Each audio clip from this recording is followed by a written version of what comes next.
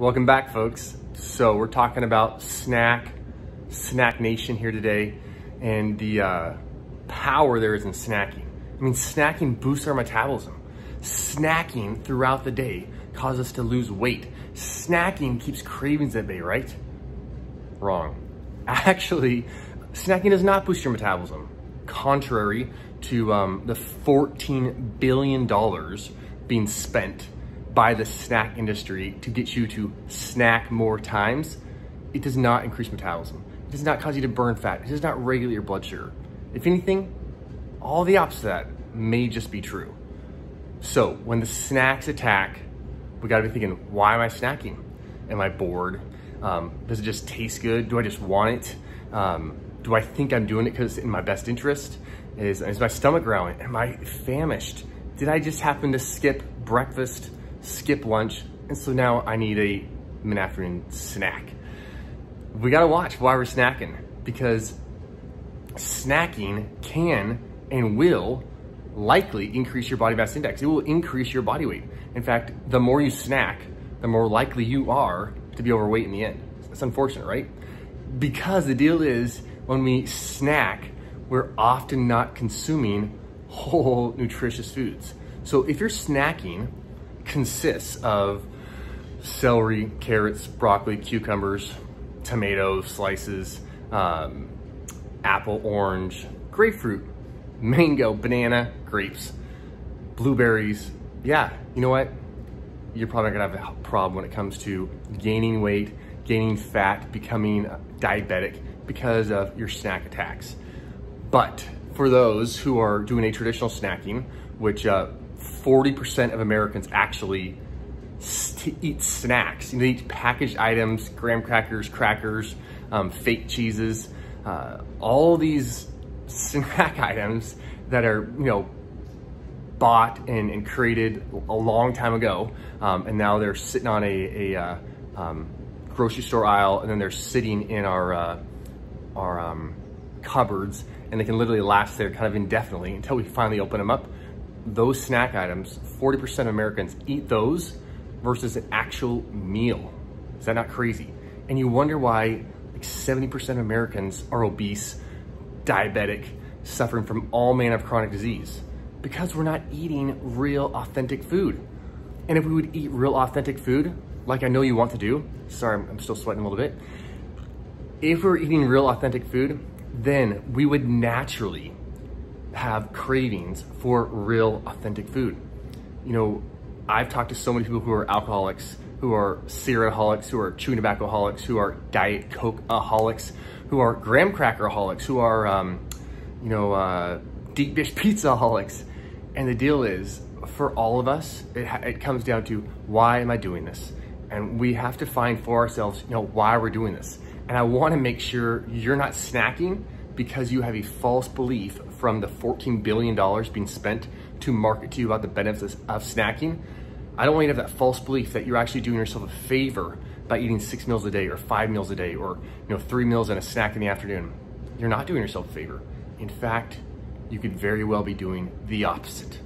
So if you miss a meal because you snack, I'm not really hungry anymore.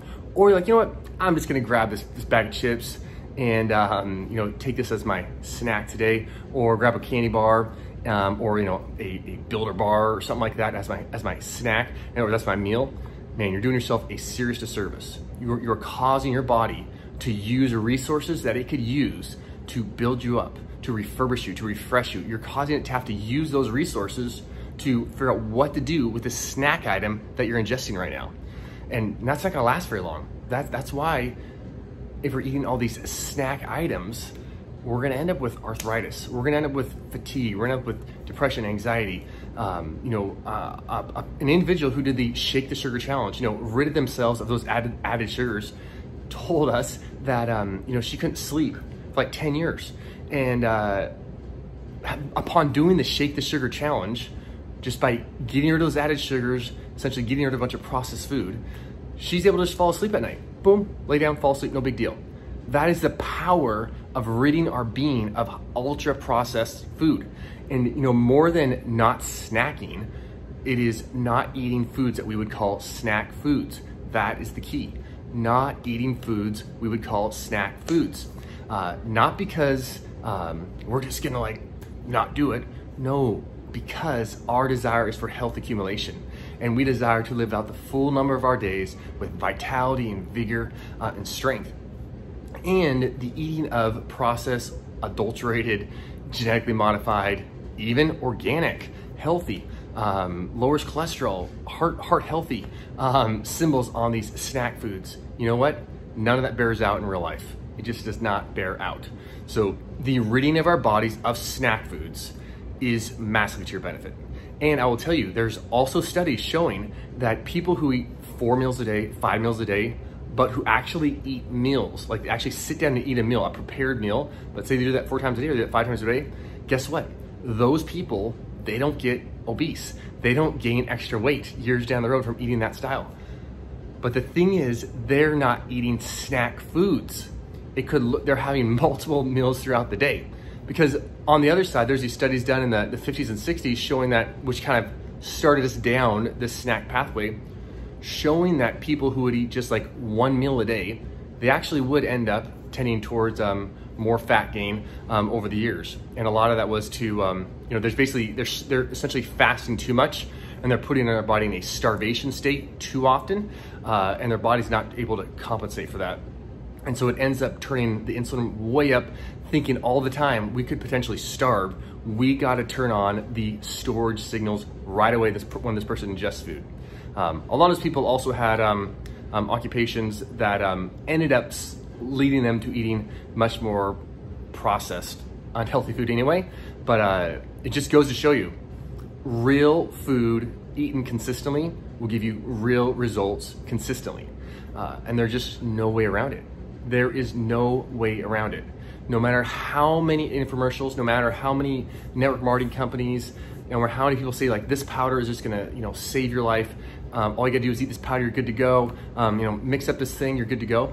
No, I mean, I personally, yeah, I probably have like I basically have a goat whey smoothie or a goat whey shake every single day, and I will have them literally in like 5 minutes after doing this workout. But that is not one. That's goat whey concentrate. It is like literally food. It's completely unadulterated, other than some stevia added to it and you know, the flavoring. So I would consider it a real food. It's not denatured. You know, there's no highly processed, no heat, none of that added to it. But you know, there's so many people out there who are suggesting, you know, consume this powder. It's got everything you could possibly want it. Just consume it. That's gonna take care of everything. It won't. I don't care how many vegetarian symbols, vegan symbols are on it. I have an endless line of patients who are obese, who are having digestive issues, who, you know, they're anemic. And the problem is they've been ingesting over and over and over and over these massively processed vegan, vegetarian proteins, orgains, you know, these things, premier protein drinks, like they're ingesting these over and over again, thinking because it says protein on it, because it says vegetarian on it, that it actually has life sustenance in it. And I'm here to tell you, from having seen literally tens of thousands, not tens of thousands, but at least 10,000 patients, that it doesn't work that way. It does not work. And there is nothing like clinical experience to demonstrate it doesn't work. And you know, it's so challenging to you know, help somebody understand who's been doing something for years thinking it was to their benefit, that this in fact is not to your benefit, because the amount of marketing to eat healthy snacks, to eat multiple meals a day, to consume, you know, some new vegan protein kind of medley, that, you know, we should be doing this is to our benefit, this is, oh, life, all this kind of stuff. But no, it's not. Everything's just dead in that stuff. It's far from its life sustenance. The life is in the broccoli sprouts. But anyway, so if you've been pulled into the snack camp, I implore you to go to your cupboards, look and see what snack items you have in there. Pull those snack items out and remove them from your home. Snack all you want. Just do not snack on snack items. So that means you wanna get a bunch of apples, oranges, mangoes, bananas, plums, celery, get yourself a bunch of sweet potatoes, bake them all up, throw some olive oil on them, some salt, cube them up, put them in your refrigerator, and when it's snack time, you need something to snack on. You want something to snack on. Your body's just in that routine of snacking. Go grab one of those, consume it. Consume those sweet potatoes that have already been made up, or go get the apple, cut it up, and eat it.